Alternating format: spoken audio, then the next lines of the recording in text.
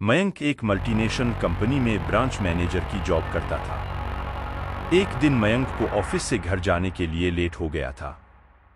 सर्दी की मौसम होने के कारण रात भी जल्दी हो गई थी। ठंड भी बहुत शुरू हो चुकी थी। रास्ते में चलते चलते मयंक को अचानक एक आवाज सुनाई दी, रुक जाओ।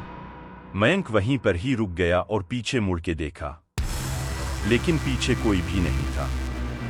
फिर से वही आवाज सुनाई दी, सामने देखो। जैसे ही मयंक ने सामने देखा तो उसे जमीन पर कुछ चमकती हुई चीज दिखाई दी। मयंक दौड़ के उस चीज के पास गया और देखा तो यह कोई साधारण चीज नहीं थी बल्कि एक चमकता हुआ हीरा था। उसने वह हीरा अपने हाथ में लिया। उसकी चमक देखकर मयंक की खुशी का पार ना रहा। लेकिन मयंक को कहां पता था यह कोई साधारण है या नहीं बल्कि एक मायावी हीरा है।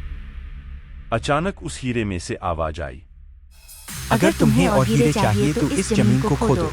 इस जमीन के नीचे बहुत सारे हीरे हैं। मयंक खुश हो गया। उसने उस हीरे को अपनी जेब में डाला और जमीन खोदना शुरू किया। करीबन 2 फीट खोदकाम करने के बाद अचानक मयंक डर के मारे चिल्लाने लगा। इसके कारण उसका संतुलन खो गया और जमीन पर गिर पड़ा, क्योंकि उस गड्ढे में से हीरे मोती नहीं बल्कि किसी इंसान का कटा हुआ सर मिला।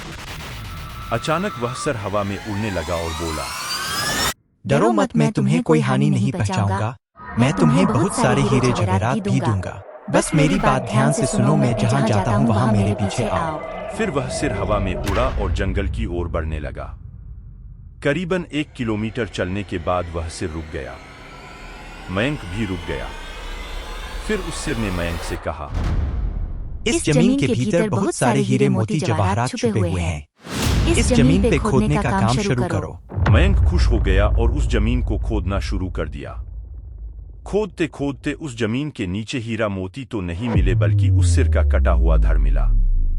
उस सिर ने कहा, अब तुम्हें एक आखिरी काम करना है, उसके बाद मैं तुम्हें मालामाल कर दूंगा। तुम्हें कहीं से भी एक लोटा खून लाना होगा। मयंक ने बोला, एक लोटा खून?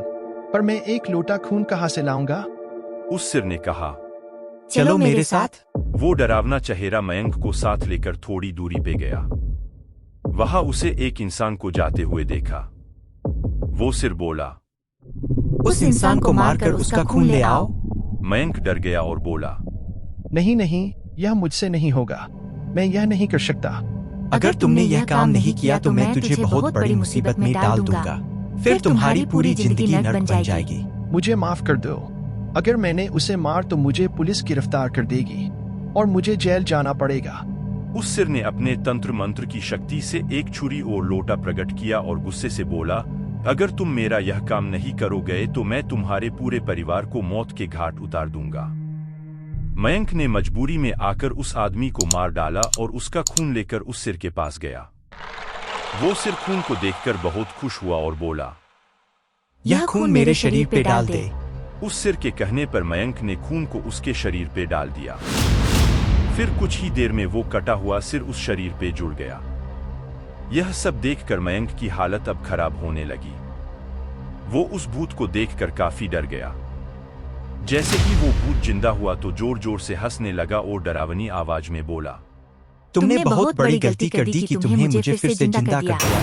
अब मैं सिर्फ तुम्हें ही नहीं बल्कि इस पूरे शहर को मौत के घाट उतार दूंगा। डर के मारे मयंक के मुख से आवाज भी नहीं निकल रही थी। वो अपने जान बचाने के लिए वहां से दौड़ा, लेकिन उस भूत ने छलांग लगाकर मयंक को जमीन पे गिरा दिया और बोला, मुझे बहुत भूख लगी है, अब मैं तुम्हारा मांस खाऊंगा।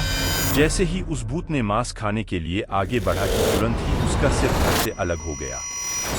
मयंक समझ नहीं पाया कि आखिर यह चमत्कार हुआ कैसे।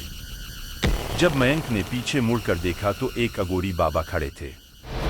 उस अघोरी बाबा ने कहा, जब तुम उस आदमी को मारकर उसका खून ले जा रहे थे तभी मैंने देख लिया था और समझ गया कि कुछ तो बुरा होने वाला है। इसीलिए मैं तुम्हारे पीछे पीछे यहां तक चला आया और मैंने अपनी मंत्र की शक्ति से उस भूत को फिर से मार दिया। अब तुम निश्चित होकर अपने घर जाओ। अब तुम पर कोई खतरा नहीं है। आज भी मयंक उस बात को याद करता है तो उसकी रूह तक कांपने लगती है। दोस्तों, आपको यह कहानी कैसी लगी प्लीज हमें कमेंट करके जरूर बताएं। अगर आपको ऐसी कहानी में दिलचस्पी है तो इस चैनल को सब्सक्राइब कर ले ताकि नई नई कहानी आपको मिलती रहे।